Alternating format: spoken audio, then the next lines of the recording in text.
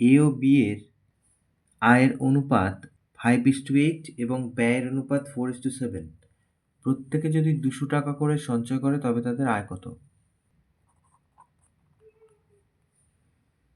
এখানে আয়ের অনুপাত এইটা দিয়ে দিয়েছে, আমরা সাধারণ গুণক ধরবো, এক্স ধরে আয় লিখছি।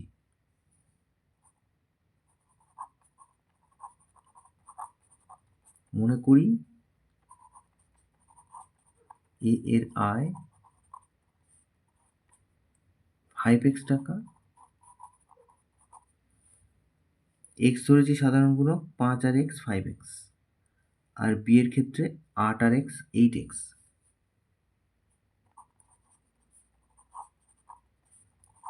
বি এর আয় তাহলে 8x টাকা।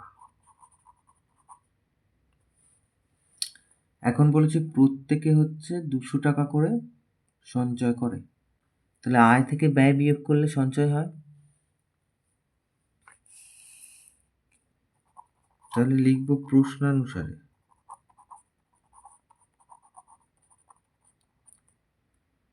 এর আয় হচ্ছে এইটা,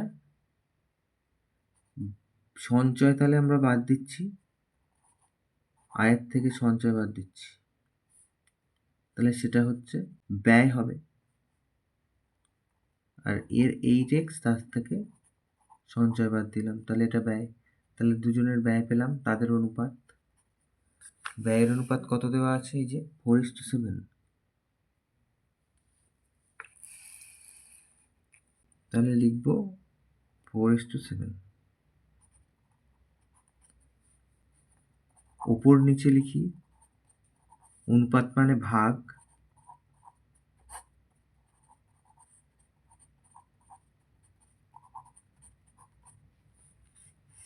এক্স এর মান বার করতে হবে, কোনাকুনি গুণ করব, 7 5 7 35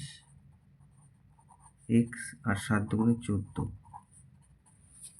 4 8 এর সাথে এর গুণ, 4 8 32 এক্স, আর 4 2 8, 800। 35x এদিকে থাকলো, 32x ওদিকে গেল মাইনাস হয়ে, 800 মাইনাস এদিকে আছে, আর প্লাস 1400 ওদিকে হলো। এর থেকে পাচ্ছি 3x সমান সমান 600। তাহলে x এর মান হচ্ছে 600 কে 3 দিয়ে ভাগ 200।